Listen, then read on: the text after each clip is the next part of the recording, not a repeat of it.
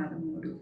మీరు ఆశీర్వాదాస్పదమగునట్లు నేను మిమ్మును రక్షింతును, భయపడక ధైర్యం తెచ్చుకునడి. ఎంత గొప్ప వాగ్దానాన్ని దేవుడు మనకి అనుగ్రహిస్తూ ఉన్నారండి. మనము ఎలాగ ఉండాలి అని దేవుడు సెలవిస్తూ ఉన్నారు అని అంటే, మనము భయపడక ఎల్లప్పుడూ కూడా ధైర్యం తెచ్చుకొని మనము జీవించాలంట. ఎందుకని దేవుడు అంటూ ఉన్నారు ఈ మాట అంటే, మనల్ని రక్షించి మనల్ని ఎంతగానో ఆశీర్వాదాస్పదముగా ఉండునట్లుగా మనల్ని ఉంచుతానని దేవుడు సెలవిస్తూ ఉన్నారు. మన జీవితాలలో ఎల్లప్పుడూ కూడా ఆశీర్వాదము కావాలి. మనల్ని ఎంతగానో భయపెట్టేవన్నీ కూడా మనల్ని విడిచి వెళ్ళాలి. మరి ఈ లోకములో ఉన్నవన్నీ కూడా మనల్ని ప్రతిదినము భయపెడుతూనే ఉంటాయి. వాటి నుండి మనము విడుదల పొందాలి అంటే ఆయన ఆశీర్వాదము ద్వారానే మనకి ఈ యొక్క విడుదల మనకి అనుగ్రహింపబడుతుంది. అలాగే మనల్ని రక్షించే దేవుడు మన యొక్క దేవుడే. మనము ఆరోగ్యంతో పోరాడుతూ ఉన్నామా? అలాగే ఈ లోకములో ఉన్న నాదులతో పోరాడుతూ ఉన్నామా?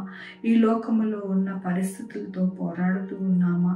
కోర్టు కేసులతో పోరాడుతూ ఉన్నామా? దేనితో పోరాడుతూ ఉన్నామో వాటినన్నిటి నుండి మనల్ని విడిపించి మన యొక్క జీవితాలలో ఆయన యొక్క కృపను అనుగ్రహిస్తాను అంటూ ఉన్నారు.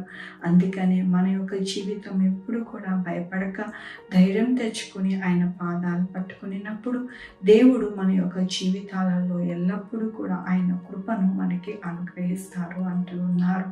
దేవుని యొక్క వాక్యంలోని నీ కార్యమంతయు నేను ధ్యానించుకుందును, నీ క్రియలను నేను ధ్యానించుకుందును. దేవుని వంటి మహాదేవుడు ఎక్కడున్నాడు? ఆశ్చర్య కార్యాలు జరిగించు దేవుడివి నీవే. జనులలో నీ శక్తిని నీవు ప్రత్యక్షపరచుకొనిచున్నావు. అవునండి, మన జీవితాలలో మన కార్యములన్నిటినీ కూడా జరిగించే దేవుడు మన దేవుడు. కాబట్టినే ఆయన చేయు క్రియలన్నిటినీ కూడా మనము ధ్యానిస్తూ ఉన్నాము. ఆయన క్రియలను మనము ఎల్లప్పుడూ కూడా తలపోసుకుంటూ ఉన్నాము. ఆయన వంటి దేవుడు మనకి ఎక్కడున్నారు? ఎక్కడా లేరు. ఆయన మాత్రమే, యేసయ్య మాత్రమే మనకి దేవుడుగా ఉన్నారు. ఆయన ఎలాంటి దేవుడు అంటే మహాదేవుడు. ఆశ్చర్య కార్యాలు, అద్భుత కార్యాలు చేయ దేవుడు. మన యొక్క జీవితాలలో అద్భుత ఆశ్చర్య కార్యాలు చేసి మన జీవితాలు ఎల్లప్పుడూ కూడా ధైర్యముగా, సంతోషముగా, సమాధానముగా ఉంచే దేవుడు మాత్రమే యేసయ్య. కాబట్టి ఆ యేసయ్యని మనము ఎల్లప్పుడూ కూడా తలపోసుకుంటూ మనము ధ్యానించుకుంటూ ఆయన వాక్యాన్ని, ఆయన యొక్క కృపను మనము ఎల్లప్పుడూ కూడా మనము విడవక మనము మన యొక్క జీవితంలో అనుసరిస్తూ ఉంటే కనుక మనకి అపజయం అంటూ ఉండదు. ధైర్యముగా ఉండి మనము మన యొక్క జీవితాలలో ఎల్లప్పుడూ కూడా సంతోష సమాధానముగా ఉంటాము. ప్రతి ఒక్క ఇబ్బందిని మనము జయిస్తాము. ప్రతి విధమైన సమస్యను మనము మన యొక్క జీవితాలలో నుండి తొలగించుకోగలుగుతాము. ఎందుకంటే మన యొక్క జీవితాలలో ఎవరున్నారు? యేసయ్య ఉన్నారు. ఆయనే ప్రతి కార్యము చేయగలరు. అందుకని దేవుని వాక్యము సెలవిస్తూ ఉన్నది, గొప్ప కార్యాలు చేసే దేవుడు. అలాంటి దేవుడు ఎక్కడున్నారు? ఎక్కడంటే మనతోనే ఉన్నారు. కాబట్టి అలాంటి దేవుణ్ణి మనము కలిగి ఉండి మనము చింతించకూడదు, బాధపడకూడదు. కాబట్టి మనము ఎల్లప్పుడూ కూడా ధైర్యం తెచ్చుకొని ఆయన వైపు చూస్తే గనక ఆయన మన జీవితాలలో ఎల్లప్పుడూ కూడా ఆయన కృపను అనుగ్రహించి మనకి తోడై ఉన్నారని ఈ దినమున వాగ్దానముతోనూ వాక్యముతోనూ మాట్లాడుతూ ఉన్నందుకు దేవునికి వందనాలు చెల్లిస్తూ ఉన్నాను. ఈ దినమున పుట్టినరోజు, పెళ్లి రోజు, అనేక శుభదినములు చేసుకుంటున్న వారందరికీ కూడా నిండారిగా శుభాకాంక్షలు తెలియజేస్తూ ఉన్నానండి. మీ జీవితంలో దేవుని యొక్క ఆశీర్వాదము, ఆయన బహుమానము, ఆయన దీవెన మీకు అనుగ్రహింపబడును కాక. ప్రార్థించుకుందామండి. యెహోవా దేవా, నా తండ్రి, నా ప్రభా, మీ కృపా కనికరాస్తాను బట్టి నీకు వందనాలు, స్తుతులు, స్తోత్రం చెల్లించుకుంటున్నాను. అవును నాయన, మహాదేవుడు మీరు నా ప్రభా. మాకు అపజయం లేక జయమును మాకు అనుగ్రహించి ధైర్యమును మాకు ఇచ్చి నా ప్రభా మాతోనే ఉండి మీ హస్తము మమ్మల్ని విడవక నాయన నడిపిస్తుందని మరొకసారి మీరు సెలవిచ్చినందుకు మీకు వేలాది వందనాలు చెల్లిస్తూ ఉన్నాను నాయన. నా తండ్రి, దినమున పుట్టినరోజు, పెళ్లి రోజు, అనేక శుభదినములు చేసుకుంటున్నాను చేసుకుంటున్న వారందరినీ దీవించండి, ఆశీర్వదించండి ప్రభు. మా కొరకు ప్రార్థించమన్న వారిని వారి బిడ్డల భవిష్యత్తును, వారి ఆరోగ్యములు, వారి చేయి పనులు, వారి ఉద్యోగములు, వారి వ్యాపారములు అన్నిటికీ తోడై ఉండండి నా ప్రభు. నాయన sugar, BP, thyroid, heart problem, kidney problem, AIDS, cancer, నరాలహింత, పెరాలసిస్, గ్యాస్ట్రిక్ ట్రబుల్, ప్రతి విధమైన అనారోగ్యాన్ని తీసివేసి స్వస్థపరచు యెహోవా అని అన్నారు.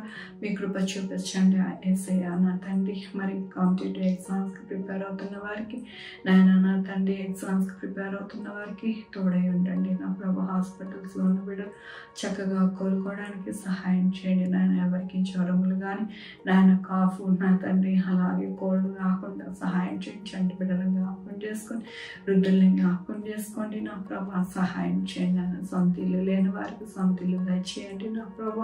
నాయన ఎక్కడ ఆర్థిక పరిస్థితితో ఇబ్బంది పడకుండా సహాయం చేయండి. కోర్టు విషయాలలో కూడా ఇబ్బంది పడకుండా న్యాయాన్ని జరిగించండి నా ప్రభు.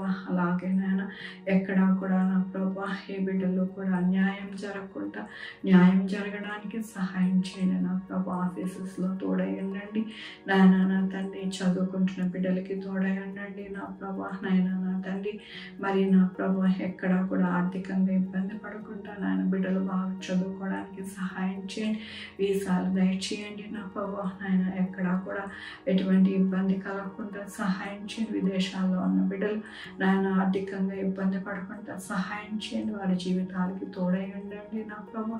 ప్రతిదీ కూడా నాయన మీరు అనుగ్రహించండి. బిడ్డలు లేని వారి బిడ్డలు దయచేయండి. బిడ్డలకి సుఖమైన కాంత దయచేసి తల్లి బిడ్డ క్షేమం ఉండడానికి సహాయం చేయండి నా ప్రభు. హైయర్ స్టడీస్ చదువుకోవడానికి నాయన మీరే తోడై ఉండండి నాయన. జ్ఞానం ఇచ్చి నాయన సహాయం చేయండి నా ప్రభు. ఎవరికి నాయన ఎటువంటి అనారోగ్యము వాటిల్లకుండా నాయన మీరే కాపుదల భద్రతని ఇవ్వండి నా ప్రభు. సహాయం చేయండి. క్యాన్సర్ వచ్చిన ప్రతి పేషెంట్ని తోడై ఉండండి నాయన. నా యొక్క క్యాన్సర్ నుండి విడుదల పొందడానికి సహాయం చేయండి నా ప్రభు.